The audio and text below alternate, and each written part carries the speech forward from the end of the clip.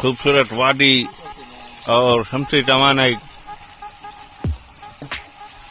ये खलील भाई नहा रहे हैं और मजदूर इसको बंद करने की कोशिश कर रहे हैं। इसके बाद ये छोटा सा तालाब भरेगा, इसमें हम नहाएंगे। तकरीबन 2 बंदूक की जगह है, 4 बंदूक को सवार करेंगे इसमें। ये हैं हमारे बोर के मालिक, इससे इजाजत ली है, इसने इजाजत दी है। वडेरा नूरा नाम है इसका, आप देख सकते हैं। यहाँ के बड़े डॉन ये मंसूर लकड़ी जमा कर रहे हैं। इसको बंद करने की कोशिश की जा रही है, लेकिन अभी तक नाकाम। खलील भाई कोई आइडिया है? नूरा भाई बंद क्यों करूँ? सिला कटे